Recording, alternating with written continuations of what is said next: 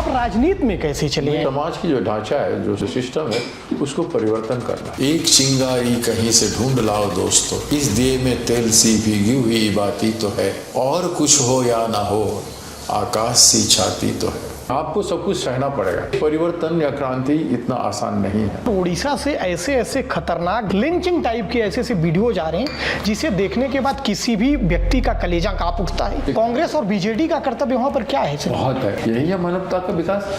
इतना बर्बर। नवीन पटनायक की बीजेडी खत्म होने के बाद लग रहा था कांग्रेस को सीधा फायदा मिलेगा, लेकिन आप लोग तो सर फायदा ले नहीं पा रहे हैं।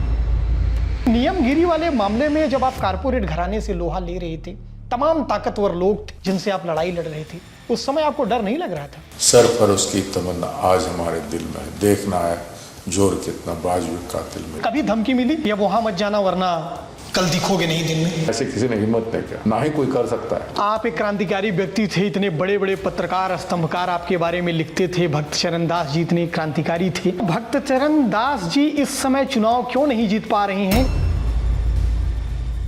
आप प्रधानमंत्री को टारगेट कर रहे हैं। विश्व गुरु इसलिए है कि विश्व में झूठ बोलने के लिए सबसे बड़ा गुरु है। राहुल जी अपने सत्य से सत्ता के झूठ का मुकाबला कब तक जीत जाएंगे? झूठ का बोलबाला चल रहा है, और जिस दिन जनता समझ जाएगी झूठ का बोलबाला, और यह समय आ गया। लोकतंत्र जिंदा है या वेंटिलेटर पर है, या लोकतंत्र अब नहीं है?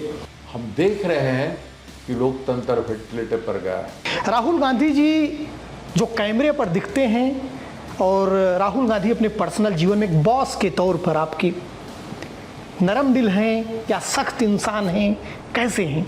बहुत बच्चा जैसे नरम भी है और बहुत सख्त भी है एज व्यक्ति के तौर पर। भारतीय जनता पार्टी जब विपक्ष में थी, जब ये आरोप परिवारवाद का लगाती थी, लेकिन आप जब अपने बेटे सागर चरण दास को विधानसभा का टिकट दिलवाए थे या वो अपनी योग्यता से पाए थे, तो परिवारवाद का आरोप तो आप पर भी लगा होगा?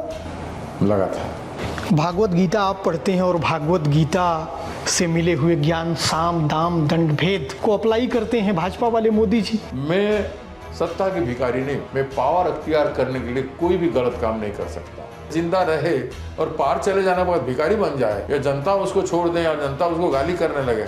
जी मोदी जी जैसे काम किया है ना, ये पावर में नहीं रहने के बाद इंडिया में रहेंगे नहीं है, कहीं भाग जाएंगे, कहीं छुप जाएंगे। पहले छुपे हुए थे माँ बाप से भाग करके कहीं। अगर आप राजनीति में न होती तो फिर क्या होती? पहले जो छात्र जीवन, विद्यार्थी जीवन में जिस तरह की मेरा रुख था, मैं बहुत एग्रेसिव रुख था और हिंसक क्रांति में उतर आया था। मेरा अंत तो जरूर था।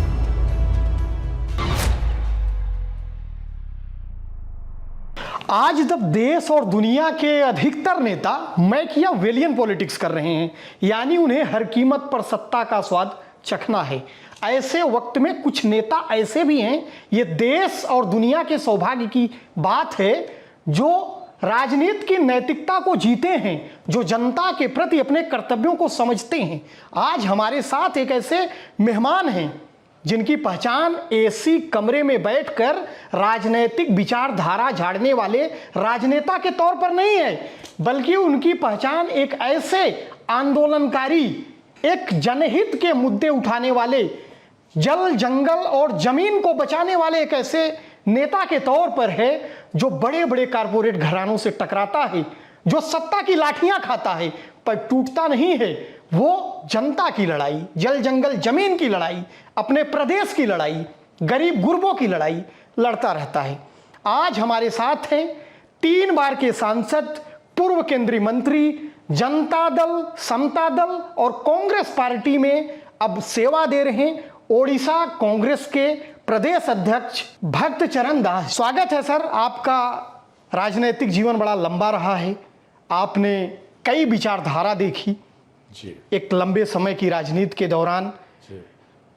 शुरू करने से कहां से शुरू करें हम और कहां से खत्म करें, ये तो आप तय करेंगे, लेकिन आपसे बात करने के लिए मेरे पास कई विषय हैं। राजनीति, आपके आंदोलन, नियमगिरी से लेकर इंद्रावती सिंचाई परियोजना, और आपने कैसे कारपोरेट घरानों की आंख में आंख डालकर लड़ाइयाँ लड़ी और जीती भी, और दिखाया भी कि राजनीति में अगर नैतिकता हो तो कोई भी जंग जीती जा सकती है। लेकिन मैं उन मुद्दों पर आने से पहले सर, मैं शुरुआत करूंगा आपके बचपन से। काला हांडी एक अत्यंत पिछड़ा समाज, जहाँ के लोग 2 टाइम की रोटी के बारे में ही सोचने से पहले उनके आंखों में एक नाउम्मीदी की झलक होती, तो वहाँ आपने राजनीति में आने के बारे में कैसे सोच लिया? ये प्रश्न है नाउम्मीद को उम्मीद में बदलने का। जी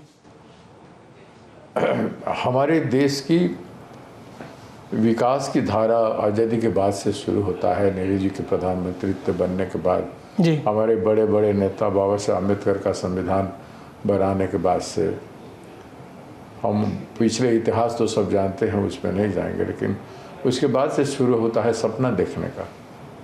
जी जब संविधान हो, सरकार हो और जनजीवन का यात्रा जो हो और संरचना जो वो कैसी होना चाहिए, जो ज़रूरतमंद है उनकी जीवन में ज़रूरतें कैसे उपलब्ध हो, वो होता है। राष्ट्र जरूर गरीब रहा और ग्रामांचल जो है, अविकसित एरिया जो है उस समय में बहुत रहा। तो मेरे ज़िला ऐसे ही एक ज़िला था और मैं पैदा ऐसे ही एक परिवार में हुआ, तो मुझे बचपन से संघर्ष करना पड़ा। अपने रोजी रोटी के लिए परिवार के अंदर से संघर्ष करना पड़ा। और मैं देखा, तो मैं विद्यार्थी था स्कूल में, कॉलेज में, तो मेरे मन में बहुत संघर्ष हुआ करता था, इतना गरीबी क्यों है। कभी कभी ईश्वर के सामने भी सवाल उठाया करता था, मैं इतना गरीबी क्यों है। अगर there is something called godly और ईश्वर ऐसे हैं, तो लोग इतने, कुछ लोगों को अनाप शनाप खाने के लिए मिल रहा है, गाड़ी घोड़ा पैसा सब कुछ मिल रहा है, और लाखों को करोड़ों को कुछ नहीं मिल रहा है, जो टोटली फूड सिक्योरिटी के गर्भ में थे। फूड सिक्योरिटी उनके लिए नहीं है और उनको बच्चों को भी संघर्ष करना पड़ा, जैसे हम लोग को संघर्ष करना पड़ता पढ़ने के लिए, खाने के लिए, ज़रूरत के लिए, जो एक विद्यार्थी को जो चाहिए उन सब चीज़ों के लिए। फिर भी हमने जीवन में संघर्ष किया, पहले अपने साथ, अपने परिवार में, अपने विद्यार्थी माहौल में, एक स्कूल के बच्चा होने से संघर्ष शुरू किया कि संघर्ष ही है, हमें जीना है, हमें जीना है, तो इनके लिए जीना है, इनके लिए कुछ करना है। जी। ये सपना मेरा बचपन से था, जिससे मैं कॉलेज यूनियन का प्रेसिडेंट बना, तब भी संघर्ष शुरू किया। मैं छात्र युवा संघर्ष वाहिनी में जयप्रकाश नारायण जी से प्रभावित हुआ और मैं उनके आंदोलन में नहीं था जी, लेकिन 79 में मैं प्रभावित हुआ और मैं उनके छात्र युवा संघर्ष वाहिनी उनकी बनाई हुई था। तब सर उस समय आपकी उम्र क्या रही होगी? मैं उस समय 79 में मैं बीए फाइनल में था। अच्छा, मतलब 18 साल 19 साल के आसपास। 19 साल होगा मैक्सिमम, 18-19 साल होगा। तो मैं बीए फाइनल में था और तब उसमें शामिल हुआ, उसमें एक्टिवली काम किया और उसका मैं ज़िले का अध्यक्ष था, स्टेट का अध्यक्ष था। फिर मैंने 82 में मैं उसका नेशनल कन्वीनर भी रहा। जी, तो देख के एक समर्पण भावना के साथ काम करने वाला एक नौजवानों का महिला स्त्री पुरुष मिलके एक अच्छा यूनिटी था, एक दूसरे को समझना। लेकिन मेरा मूल सवाल सर ये था कि जब वहाँ पर तमाम समस्याएं थी, तो आपके मन में पढ़ लिख कर अधिकारी बनने का भी सपना रहा होगा, डॉक्टर इंजीनियर बनने का भी सपना रहा होगा। आप राजनीति में कैसे चले आए? क्या उनसा ऐसा वाकया था? मेरा सपना था कि मैं समाज की जो ढांचा है, जो संरचना, जो सिस्टम है, उसको परिवर्तन करना है। अच्छा, और उसको परिवर्तन करने के लिए मुझे बहुत सारे मेरे दोस्त IAS IPS बने, डॉक्टर बने, इंजीनियर बने, सब लोगों में यही कंपटीशन था कि मैं तुम लोगों जैसे बनूंगा, मैं समाज का परिवर्तन करने वाला। ये शुरू से था? ये शुरू से, हाई स्कूल से था। और मैं यही कहता भी था, हाई स्कूल से कहता भी था। I was very good speaker, मैं बहुत अच्छा गाना, क्रांतिकारी गीत गाता था, रिवोल्यूशनरी गीत गाता था। और कुछ याद है सर उस समय आप कौन सा क्रांतिकारी गीत गाते थे? बहुत सारे गीत याद है। एक आध गीत अगर कुछ याद हो। वाहिनी के समय में जैसे क्रांतिकारी के जीवन में बहुत सारे अड़चने आती है, बहुत से आ रहे। उस समय सर आप किसको पसंद करते थे? भगत सिंह, सुभाष चंद्र बोस? मैं पहले तो भगत सिंह को बहुत पसंद करता था, सुभाष चंद्र बोस को बहुत पसंद करता था। अगर उनकी कोई एक लाइन जो आज के युवाओं के लिए आप कहना चाहें। बहुत ही ज़्यादा एग्रेसिव हुआ करता था। और उनकी जीवन में जैसे सुभाष चंद्र बोस जी ने कहा था कि आप हमारे साथ दो, हम आपको आज़ादी देंगे। तो मुझे खून दो, मैं आज़ादी दूंगा। हाँ, खून की बात कहे थे वो जी। खून का अर्थ को आप ये नहीं सकते हैं कि आप कहीं खून निकाल के दो या किसी का खून वो साथ देने की बात, त्याग की बात, मतलब आप त्याग की बात, पसीना देने का। जी जी, खून पसीना देने का। हम अगर इंटरप्रीट इतना महान व्यक्ति का हम करें जी, वो हिंसक क्रांति से, वो नहीं हो सकता। ये एक टोटल समर्पण भावना को लेके वो हम प्रभावित थे। और बहुत सारे क्रांतिकारियों के संदर्भ में उस समय जानकारी पढ़ा लिखा हुआ। और उसके बाद मैं गांधी जी के विचारधारा से बहुत प्रभावित रहा जी। तो आंदोलन में जैसे बहुत सारे रुकावट आता है, बहुत सारे लोग आंदोलनकारियों को अंडर एस्टिमेट करते हैं, खिलाफ बोलते हैं, माहौल को खराब बनाते हैं, आपके खिलाफ बहुत प्रचार करते हैं। उस समय हम गाते थे। तो जब आप सर राजनीति में आए हैं, उस समय हम गाते थे, एक चिंगारी कहीं से ढूंढ लाओ दोस्तों, एक चिंगारी कहीं से ढूंढ लाओ दोस्तों, इस दिए में तेल सी भीगी हुई बाती तो है, और कुछ हो या ना हो, आकाश सी छाती तो है। वाह सर। ये एक थॉट हुआ करता था, एक कंसेप्ट हुआ करता था, खुद को तसल्ली देने के लिए कि आपको सब कुछ सहना पड़ेगा जी। चेंज, परिवर्तन या क्रांति इतना आसान नहीं है। तो आप सर जब छात्र राजनीति से मुख्य धारा की राजनीति में जब आप एंट्री करते हैं, प्रवेश करते हैं, जाहिर सी बात है एक मामूली से परिवार से आप आते थे, आपका कोई राजनीतिक पृष्ठभूमि नहीं थी, तो आपको किन किन मुश्किलों का सामना करना पड़ा उस समय? नहीं, मैंने सेफ फॉरेस्ट मूवमेंट 1983 में, मैं पहले तो भूमि संघर्ष का आंदोलन, बोधगया के भूमि संघर्ष आंदोलन में शामिल हुआ, जहाँ बिहार के मेरे बहुत सारे मित्र और महाराष्ट्र के बहुत सारे। आप उस समय किसी पार्टी में शामिल नहीं थे? किसी पार्टी में नहीं था। वहाँ पे 82 तक वहाँ पे मूवमेंट चलाया हम लोगों ने, वहाँ पे कामयाब हुआ। बोधगया मूवमेंट एक प्रसिद्ध गांधीयन मूवमेंट है। आज़ादी की लड़ाई के बाद 20,000 भूमिहीनों को भूमि दिलाना बिना अस्त्र में, जी, वो भी महंत के खिलाफ लड़के, बंदूक के अगेंस्ट में 150 बंदूक के खिलाफ 20,000 लोगों को खड़ा कर देना। हम मर जाएंगे लेकिन इस जमीन पर हम अपना अधिकार जता के रहेंगे, ये था। वो कामयाब हुए थे। आप सर बोधगया की बात कर दिए, बड़े बड़े साहूकारों, धन्ना सेठों के खिलाफ, जमींदारों के खिलाफ आंदोलन की बात कर दी। आज उड़ीसा से तमाम ऐसी तस्वीरें आ रही हैं जहां लोगों की ज़मीनों पर कारपोरेट का कब्जा हो रहा है, जहां सरकार की प्रॉब्लम। सर आप लोग क्या कर रहे हैं उस समय? उनके खिलाफ भी लड़ाई चल रही है। जैसे नियमगिरी एक प्रिमिटिव ट्राइबल का सेटल एरिया है, ऐतिहासिक स्थल है और वह प्राकृतिक संपदा में भरपूर है। रेयर है ऐसे नियमगिरी जैसे चीज़। पहले हिमालय में ऐसी चीज़ें हुआ करता था, वह नियमगिरी में। उसको बचाने के लिए एक 2005 से 2010 तक का हमने संघर्ष किया। इसमें आदरणीय राहुल गांधी जी की जैसे उसमें गए, 2008 में गए, फिर 2010 में गए। उन्होंने आके एक गांधीयन फिलोसॉफी को वहाँ पे जिंदा किया कि जब तक आप अहिंसक आंदोलन में करोगे आप जीतोगे और मैं आपके साथ रहूँगा। जी, राहुल जी का ये संदेश था 2008 में जी। और 2010 में वो जाके संदेश दिए कि आपकी इस माइंस में माइन नहीं होगा, ये धरोहर, ये पहाड़ नियमगिरी आपका है। ये अहिंसक आंदोलन की ये रिजल्ट है। तो वहाँ एक कॉर्पोरेट के खिलाफ था। एक कॉर्पोरेट के खिलाफ हम नहीं होते हैं। हमारी मकसद है, हमारी लोग के लिए हमें लड़ना है, हमारी प्राकृतिक संपदा का संरक्षण के लिए लड़ाई हम लड़ रहे हैं। कोई नहीं तो सर आज वो लड़ाई क्यों नहीं हो रही, यही तो एक सवाल है। आज ये लड़ाई बहुत बड़े पैमाने पे है। अभी हमने वहाँ पे JSW एक जमीन जहाँ पर 200 साल से लोग खेती करते आ रहे थे, उनको 2006 कानून के बाद, FRA के बाद पट्टा देने की जगह पर उनको जमीन छीन करके पशु कंपनी को राज्य सरकार दे दिया था, पिछला राज्य सरकार।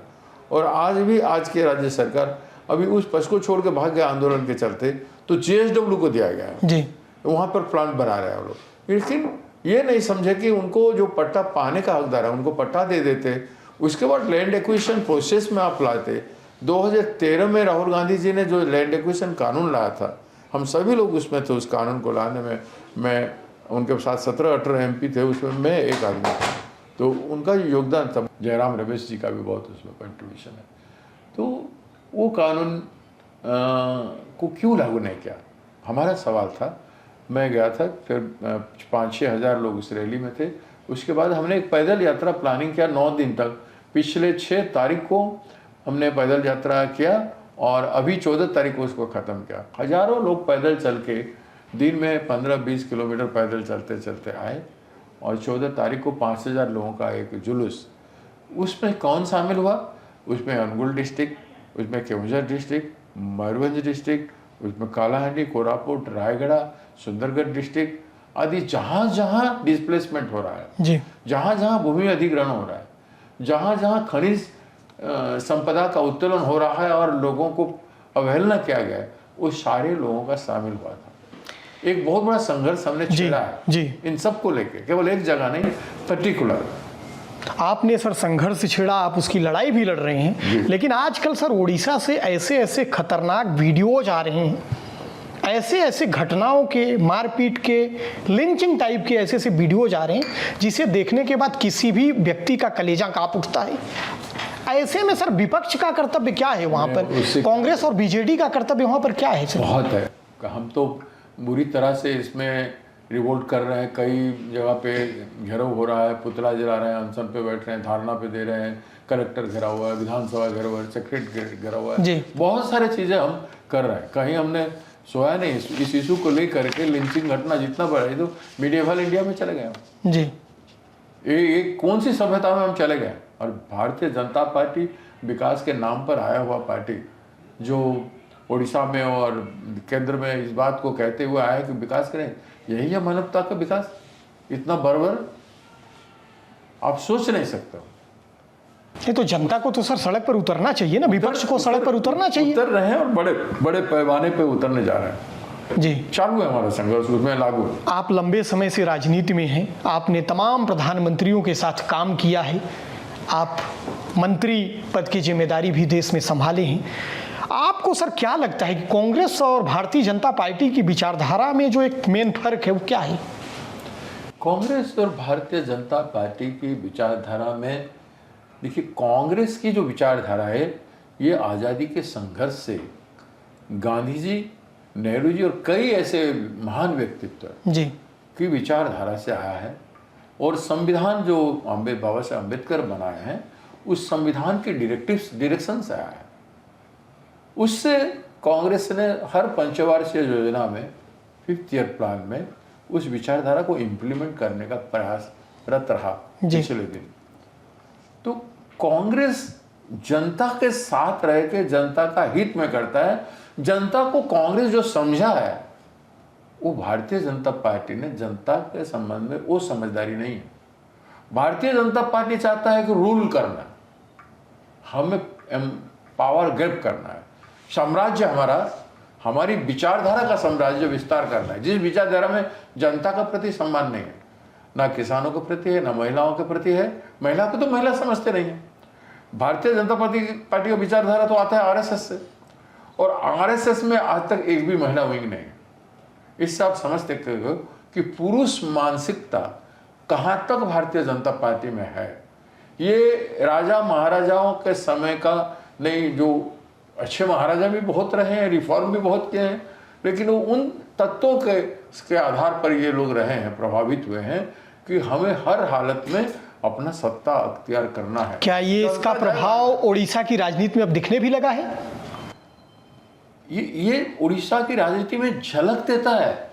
जैसे महिला के सवाल पर हमने 1 साल भयंकर आंदोलन किया, जितना रेप, गैंगरेप, भयानक 5 साल 10 साल का बच्चियों को रेप कर देना, इंस्टीट्यूशनली गैंगरेप कर देना, फेंक देना, कॉलेज में घुसकर बच्चियों को जला देना, बहुत सारे बर्बरता के खिलाफ हमने विधानसभा घेरा 50,000 लोगों के लिए। उसके बाद संविधान सुरक्षा के नाम पर हमने बहुत बड़ा आम सभा किया। राहुल गांधी जी, खड़गे जी, आदरणीय खड़गे जी, वेणुगोपाल जी गए थे उस सभा में, बहुत बड़ी सभा में।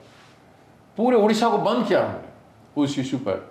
लेकिन विधानसभा में हमारी पार्टी जब वहाँ पे बात रखा कि एक विरोधी हर पार्टी का एक कमेटी बनाया जाए कि महिला की आगे शोषण और इनके खिलाफ जो हो रहा है रेप गैंगरेप को कैसे बंद किया जाए, तो सरकार ने क्या कहा, मुख्यमंत्री कहते हैं कि ये कोई सवाल है जी, ये कोई सवाल है जो हम ये कमेटी बनाएंगे, ऑल पार्टी कमेटी बनाएंगे। तो इस सोच इनका ये है, इनका सोच है कि 50% आबादी महिला जो है उनके सोच के बाहर है जी, लेकिन वो स्कीम करते हैं भीख देने का, महिलाओं को भीख देने का कि साल में हम इतना पैसा देंगे इनको, जैसे उनके खाते में पैसा डालें, SSG ग्रुप को और महिलाओं को प्रलोभित करने का है।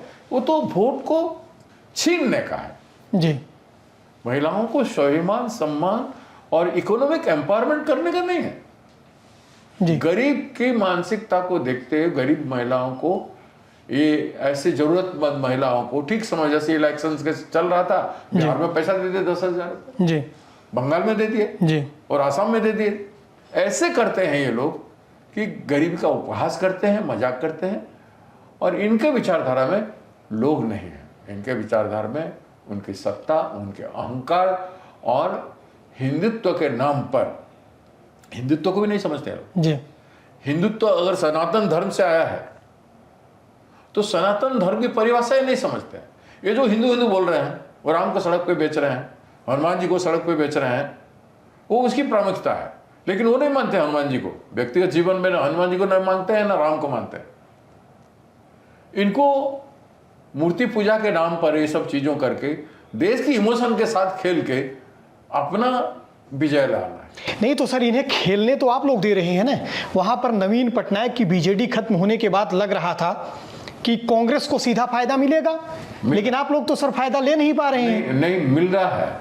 वहाँ बीजेडी से बहुत से लोग कांग्रेस में आए हैं, और पिछले बार एक हुआ 4-5 महीना पहले एक विधानसभा चुनाव बाई इलेक्शन हुआ, उसमें बीजेडी तीसरे पोजीशन में चला गया, कांग्रेस सेकंड पोजीशन में आया जी। जो 24 साल सत्ता में थे वो तीसरे पोजीशन में चले गए। बीजेडी नवीन जी के बाद बचेगी या बीजेपी में मिल जाएगी? ना, उनमें तो अभी 8 MLA बीजेपी में मिले हैं, लेकिन बहुत सारे लोग हमारे से मिल रहा है।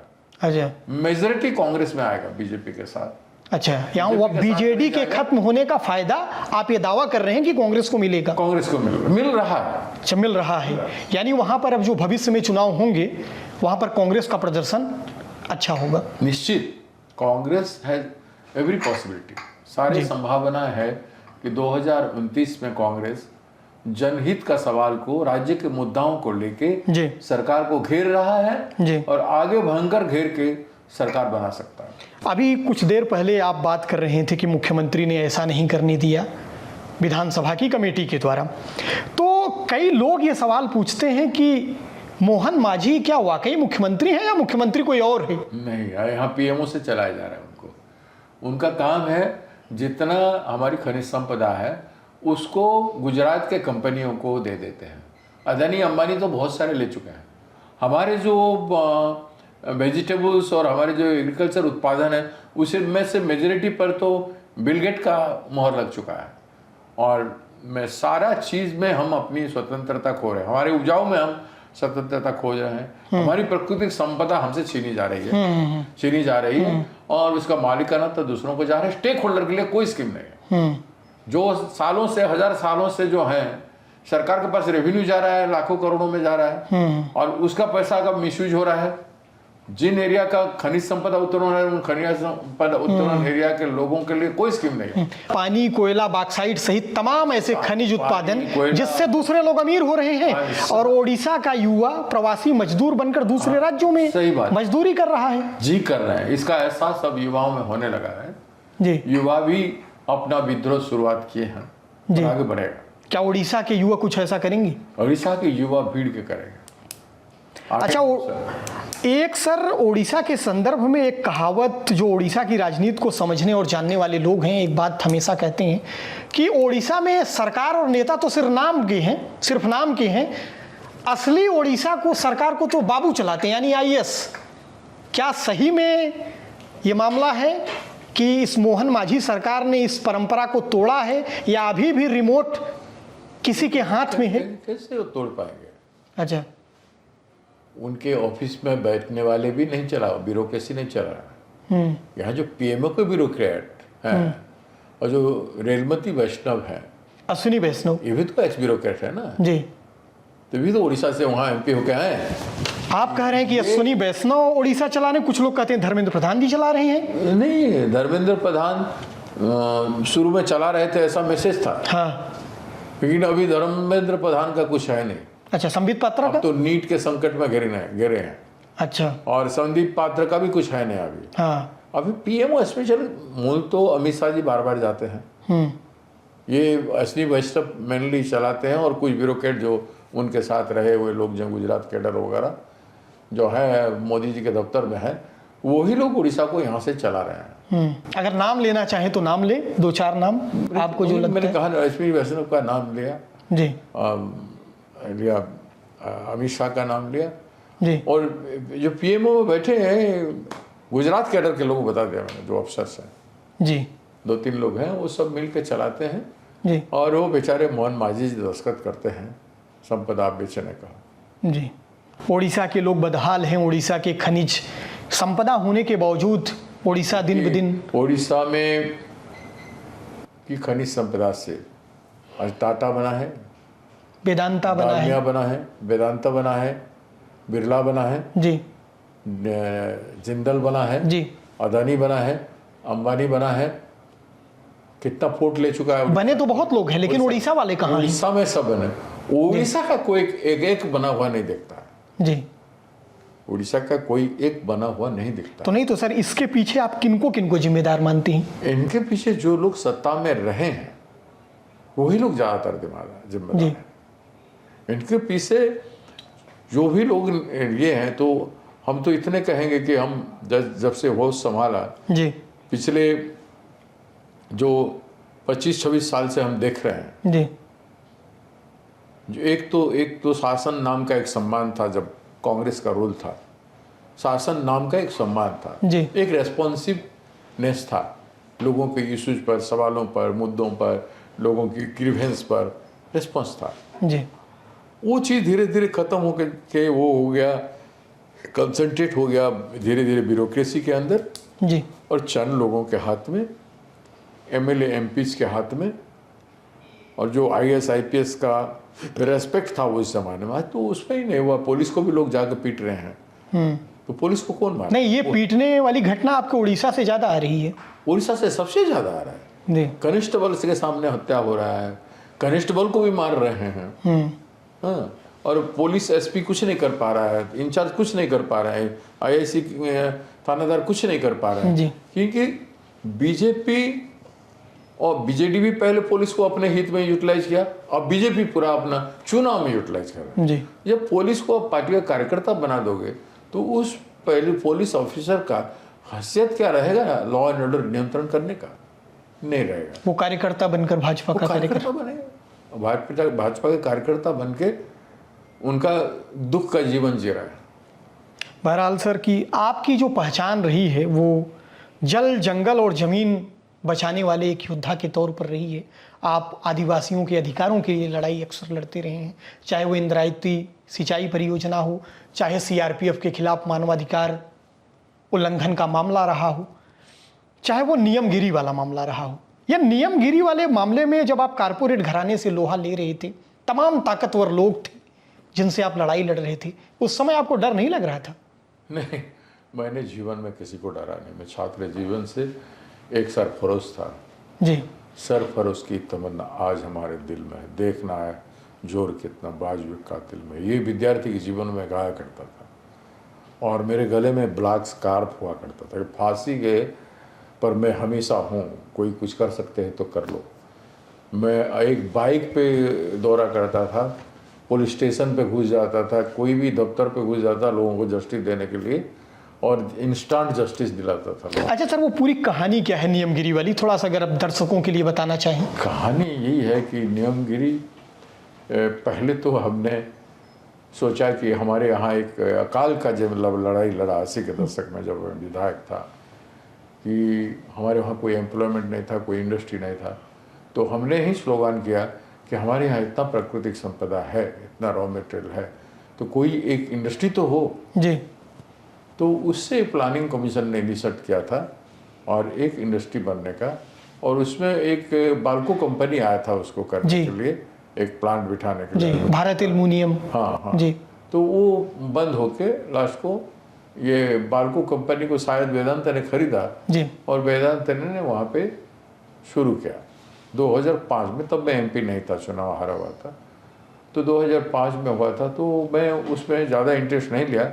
लोग बोल रहे हैं इंडस्ट्री हो रहा है, तो कुछ एक्टिविस्ट लोग उसके खिलाफ थे कि नीलगिरी को माइनिंग नहीं होना चाहिए।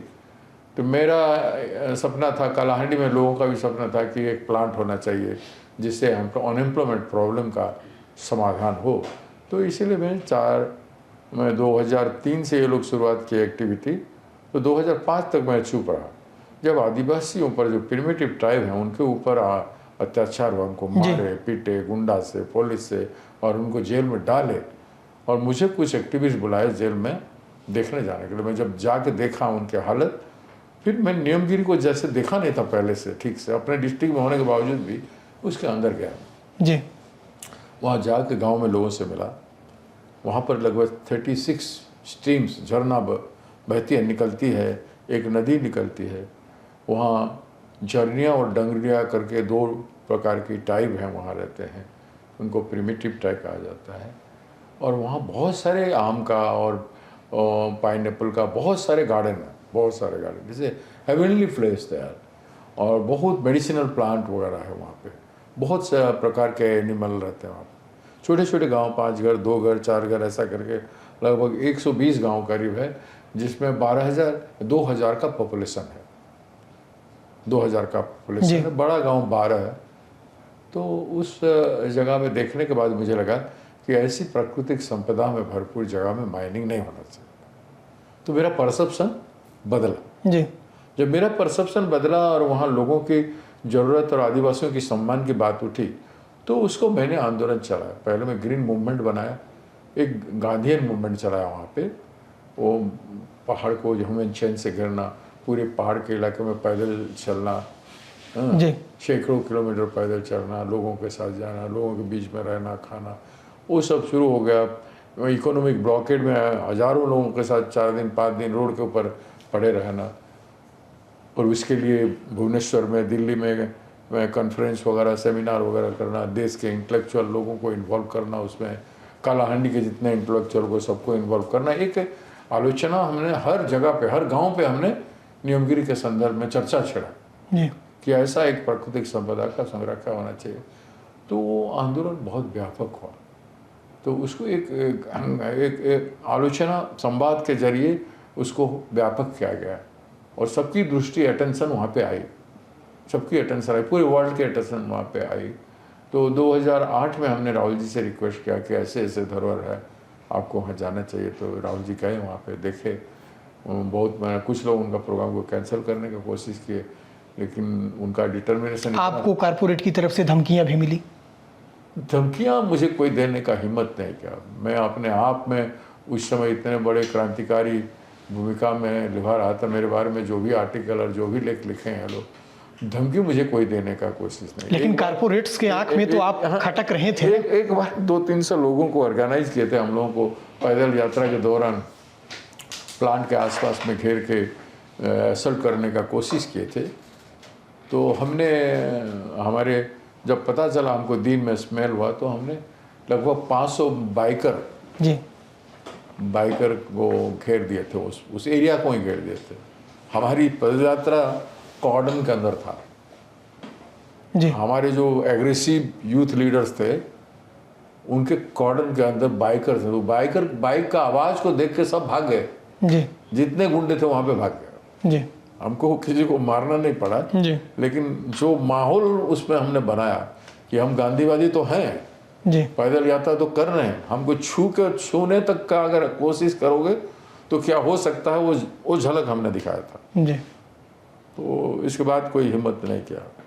कुछ लोग कोशिश किए बट जिसको बैकग्राउंड के बारे में पता चलता। अच्छा, इससे इतर सर, इस नीलगिरी मामले से इतर आप तो बराबर एक्टिविज्म करते रहे हैं, जनता के मुद्दों पर, आदिवासियों के मुद्दे पर लड़ाई लड़ते रहे। कभी धमकी मिली, कभी किसी ने कहा कि अब वहाँ मत जाना वरना कल दिखोगे नहीं दिन में? नहीं, ऐसे किसी ने हिम्मत नहीं किया, ना ही कोई कर सकता है। मान लीजिए अगर कोई किया होता तो आप क्या जवाब देते? नहीं, जवाब देने वाले मेरे पास बहुत है। मैंने बहुत लोगों का गुरु रहा। जैसे आपके शिष्य भी कौन कौन है? बहुत शिष्य थे देश में, हैं। कोई भी पार्टी में हो सकता है। आप किसके शिष्य थे? मैं भगत सिंह, सुभाष चंद्र बोस जी का आदर्श से बना हुआ आदमी, जी। गांधी जी के विचार धारा पे उतरा हुआ आदमी, चंद्रशेखर जी अपने बेटा जैसे मुझे मानते थे जब प्राइम मिनिस्टर थे। प्राइम मिनिस्टर से पहले भी वो मेरे गांव जाते थे। गर्व से उन्होंने एक बार गांधी मैदान में कहा था कि मेरे पास लोग ये हैं वो है, इस तरह के लोग बोलते थे, लेकिन भक्तचरण जैसे क्रांतिकारी मेरे साथ है ये बात कोई नहीं जानता। ये बात चंद्रशेखर जी मेरे बारे में कहे। और मेरे ऊपर मेरे बारे में कुलदीप नायर जी ने 1983 में आर्टिकल लिखा था, what else is the nation is. Bhaktacharan Das जैसे व्यक्ति के नाम पर अगर नासा में भर्ती करने की प्रयास हो रहा है, वो भी जनता पार्टी के सरकार के समय हो रहा है, तो इस देश में क्या है। मैं उस समय मेरे नाम पे एडिटोरियल करंजिया लिखते थे, एडिटोरियल MG अकबर जी बहुत भयंकर लिखे थे, बहुत सारे लोग मेरे बारे में एडिटोरियल लिखे हैं। आप एक क्रांतिकारी व्यक्ति थे, इतने बड़े बड़े पत्रकार स्तंभकार आपके बारे में लिखते थे। भक्तचरण दास जी इतने क्रांतिकारी थे, तो भक्तचरण दास जी इस समय चुनाव क्यों नहीं जीत पा रहे हैं? क्या राजनीति बदल गई है या इस समय के राजनीति को भक्तचरण दास जी समझ नहीं पा रहे हैं? नहीं, ऐसे देखिए, राजनीति अपने हिसाब से चल रहा है।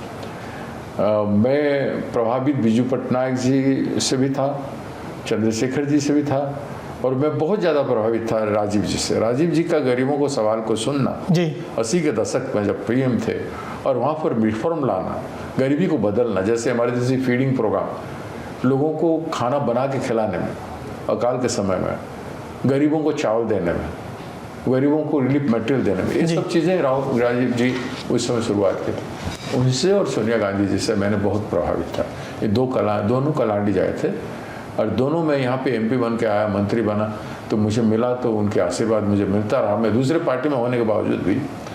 आप उस समय जनता दल में थे या समता दल में? हाँ, जनता पार्टी में था। जनता पार्टी में जी, जनता पार्टी। फिर MP बना तो जनता दल में बना जी। फिर भी श्रीमती सोनिया गांधी जी का राजीव जी के चले जाने के बाद भी उनका मेरे प्रति बहुत स्नेह था, और उन्होंने कांग्रेस में, मैं 98 में आया, उन्होंने मुझे बहुत मौका दिया, बहुत सुयोग दिया कि किस तरह से मैं डीपली काम करूं पार्टी के अंदर, और वो मेरे लिए सबसे बड़ा इंस्पिरेशन कांग्रेस पार्टी में रही। लेकिन सर, मेरा मूल सवाल अभी भी वहीं पर है कि आखिर राजनीति को, अब की राजनीति को आप समझ नहीं पा रहे हैं, या राजनीति में अब आपको लोग नहीं समझ पा रहे हैं? आखिर क्या वजह है कि आप? दोनों चीज़ है। हम तो आज की राजनीति को समझ गए हैं जी, कि जिस तरह से होड़ है, कंपटीशन है पावर को अख्तियार करने का। जी, मैंने शुरू में कहा कि मैकियावेलियन पॉलिटिक्स, पावर हासिल करने के लिए आप किसी भी हक पे जाओ, कहीं से भी खुद को बेच के पैसा लाओ,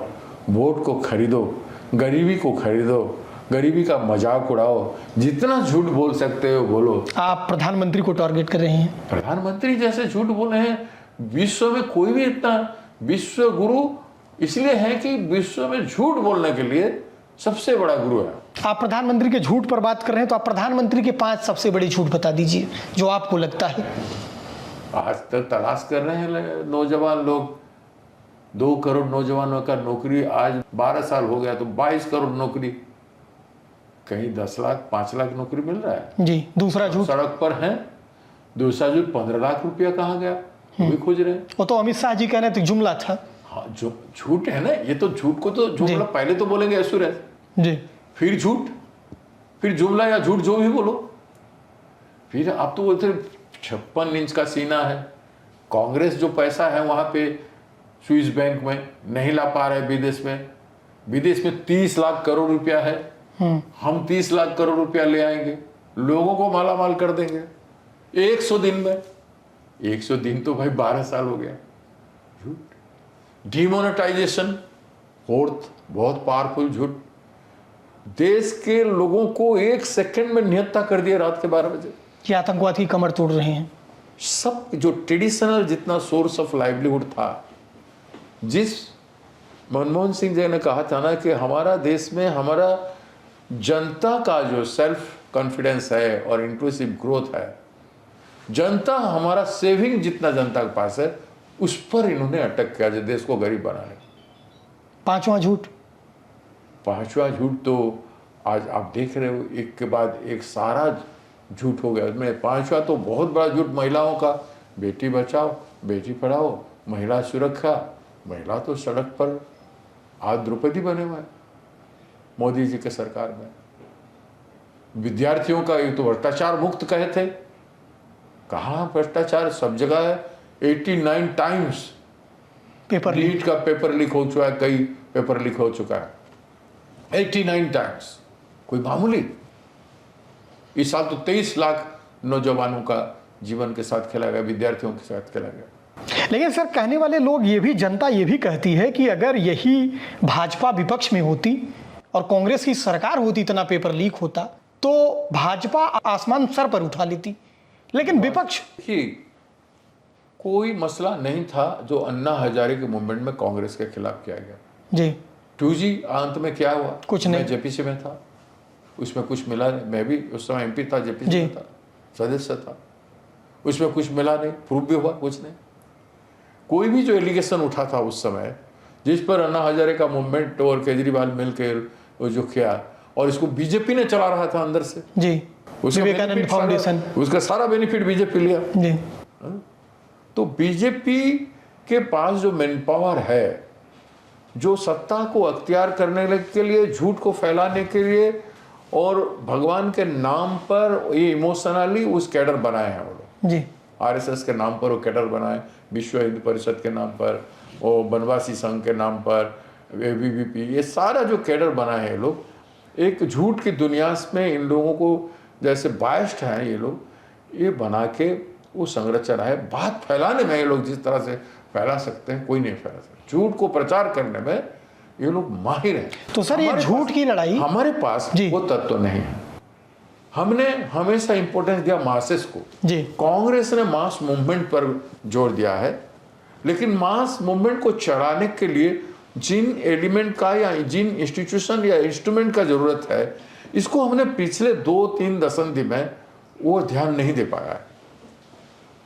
अगर हम वो ध्यान दिए होते, क्योंकि हमारे कैडर भी बहुत अजीब हैं कि जल्दी आएंगे, हमको सरपंच बना दो, समिति मेंबर बना दो, ब्लॉक चेयरमैन बना दो, एमएलए बना दो, एमपी बना दो, यही करेंगे।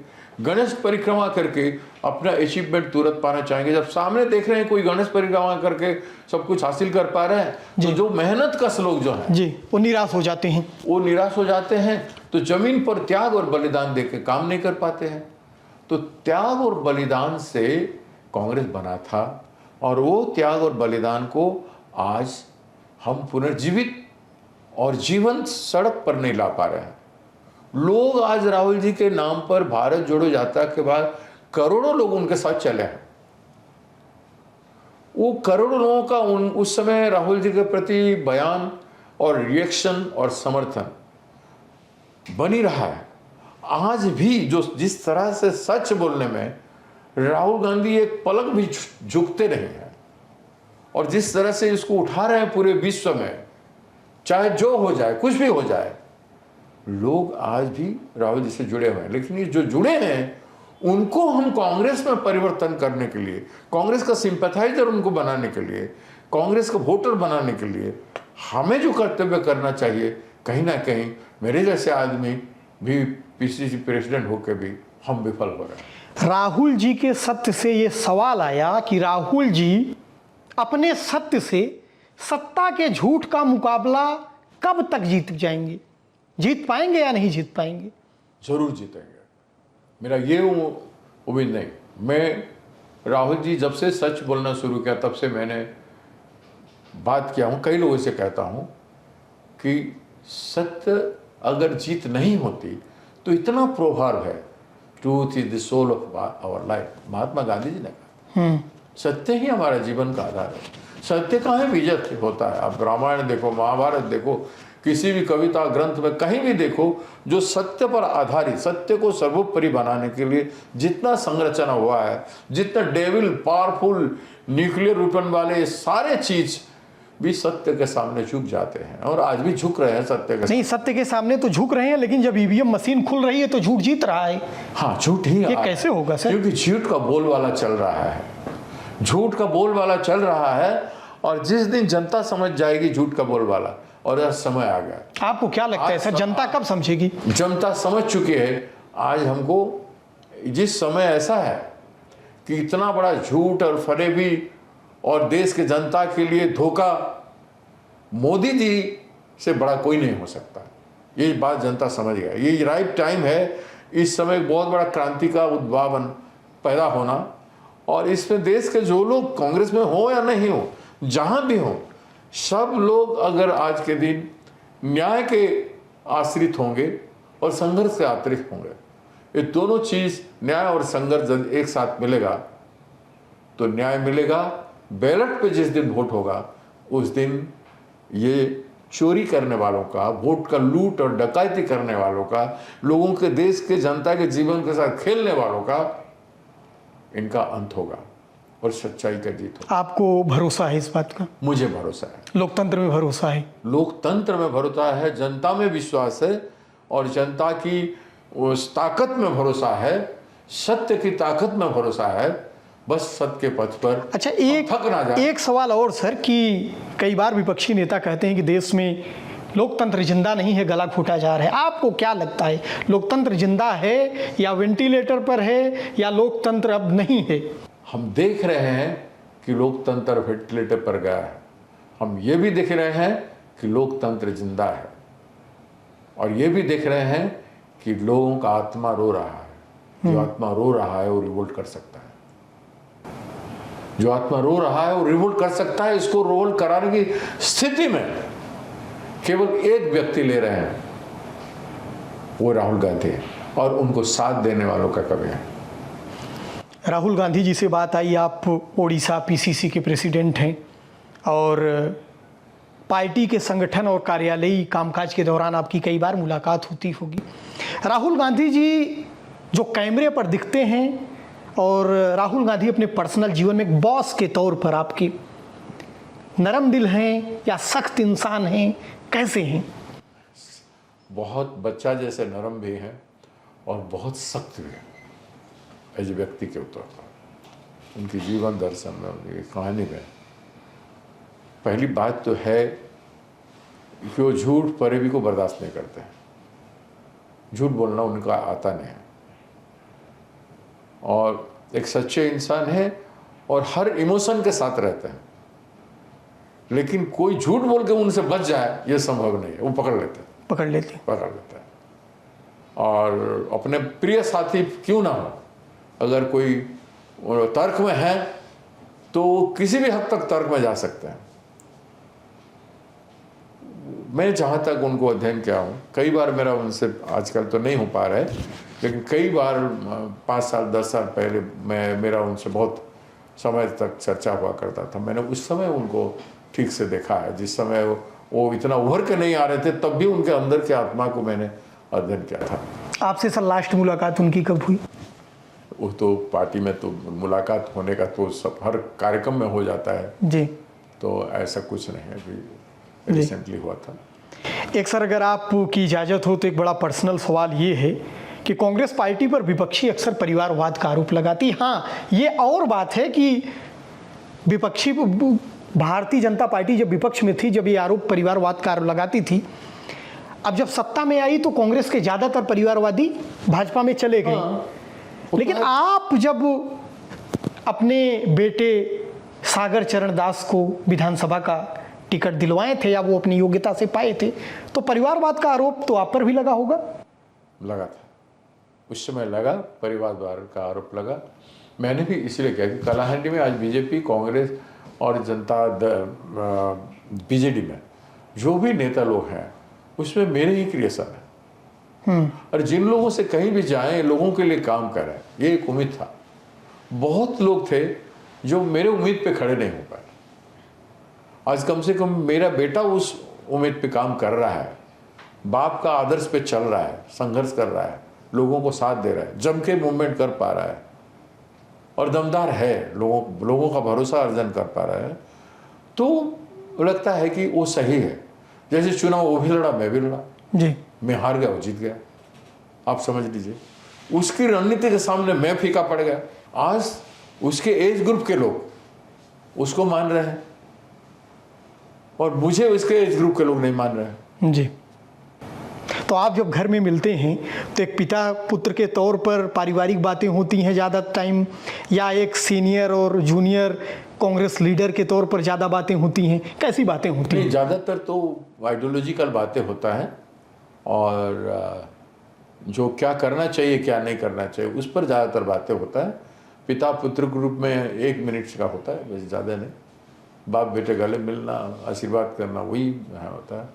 बाकी समय उसके पास भी नहीं है, मेरे पास भी नहीं है। जो होता है, जो समय मिलता है, खाते समय हो या चाय पीते समय हो, कुछ भी समय, उस समय जो बातें होता है वो बातें उसको आगे भविष्य के जीवन में आगे उन्नति क्या हो सकता है, उसमें किस परिस्थिति में कैसे होना चाहिए, क्यों विचलित नहीं होना चाहिए, क्यों धैर्य रखना चाहिए, मैंने जो जीवन देखा है उस उपलब्धियों को बांटने की कोशिश करता हूँ। नेताओं का जीवन अक्सर, जो भी जमीन से जुड़े नेता हैं जो एसी कमरों में नहीं रहते, उनके जीवन में बड़ी दौड़ भाग होती है। उन्हें अपने बारे में सोचने का मौका कम मिलता है। हाँ, बिल्कुल। अपने शौक को भी पूरा करने का मौका बहुत कम मिलता है। लेकिन जब आप राजनीति के दौड़ भाग से जब आपको थोड़ा सा वक्त मिलता है तो आप क्या करना पसंद करते हैं? मैं सुबह शांति से नहाने के बाद 15-20 मिनट प्रार्थना कर लेता हूँ, प्रेयर करता हूँ। अच्छा। या रात में सोने से पहले, खाने से पहले नहा। प्रेयर आप करते हैं? कौन से देवता आपके इष्ट हैं? मेरा इष्ट कृष्ण भगवान। अच्छा। मैं उनकी भगवत गीता का बातों पे उनको मानता हूँ और उनकी सबसे बड़ा प्रिय बात मुझे जो लगा कि वो जो विश्वरूप में अपने वर्णना कर रहे थे, तो सबसे बड़ा ताकतदार व्यक्ति के हिसाब से, सुपरमैन उपरमैन सबसे बड़े व्यक्ति के संसार में हूँ, तुम लोग कुछ भी नहीं हो। उस सब बात से मुझे लगा कि बहुत बड़ा अहंकार भगवान इंसान के जीवन में सबसे बड़ा अहंकार की बातें कर रहे हैं। लेकिन जब उनका जीवन का अंत की एपिसोड जो है, जब उनके अंत में एक आदिवासी सिंपल आदमी होता है, आम जनता आदिवासी है, एक छोटा सा धनुष लोहे का तीर से पक्षी समझ के मार देता है और वो उसमें मर जाते हैं।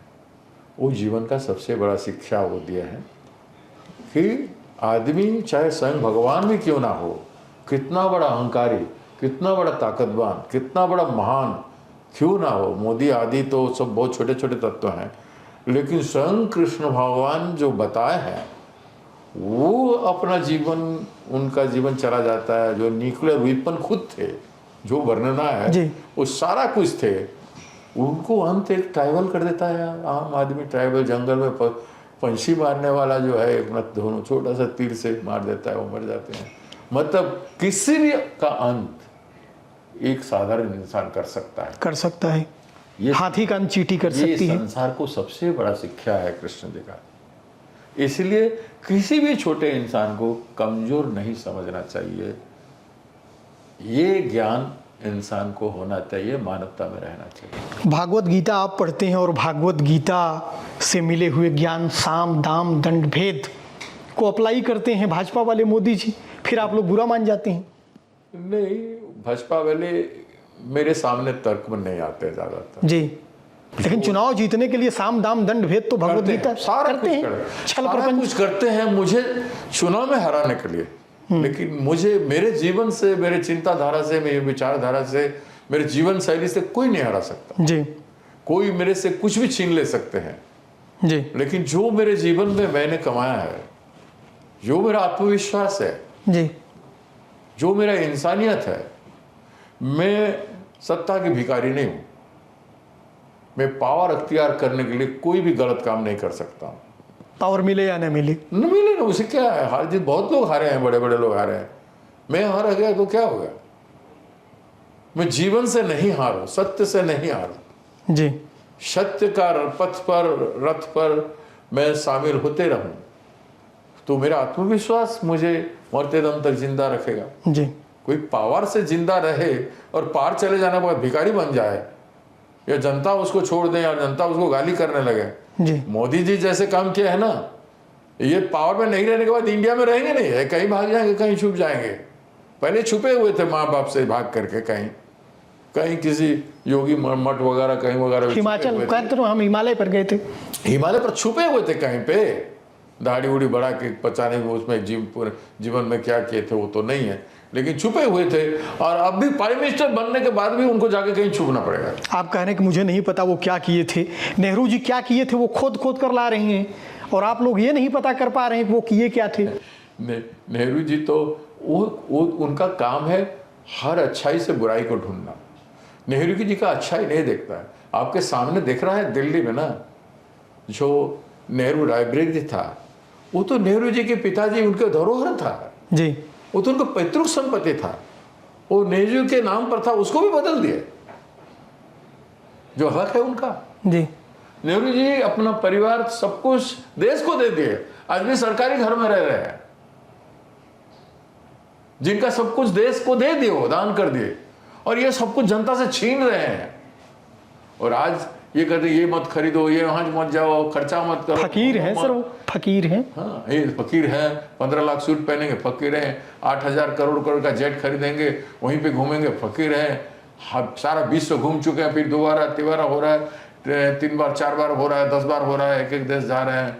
खैर सर छोड़िए, अब आपसे जो सवाल करने जा रहे हैं, मुझे उम्मीद है कि आप बगैर लाग लपेट के एक छोटा सा और सीधे सीधे शब्दों में आप उसका उत्तर देंगे।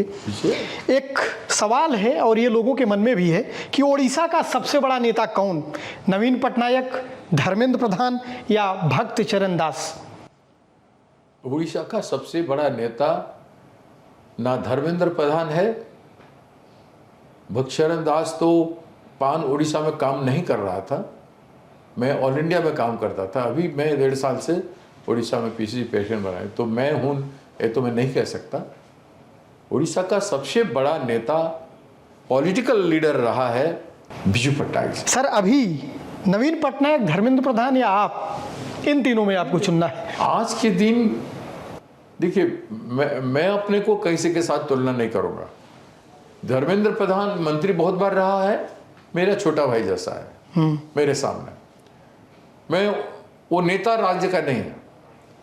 नवीन पटनायक सीएम रहा 24 साल, जरूर वो नेता रहा, लेकिन आज उनको उनके साथ जो कैबिनेट है, जो लोग हैं जी, उनके साथ एक टीम नहीं है। जी, एक टीम नहीं है, वो ब्यूरोक्रेसी को टीम बना के रखे, इसलिए टीम नहीं है उनके साथ। जी, वो सब कुछ होते हुए भी वो आज दूसरा नहीं है। तो आज नेता उड़ीसा में परिस्थिति कर्म के आधार पर बनने जाने की स्थिति में है। जो कर्म करेगा आगे नेता होगा।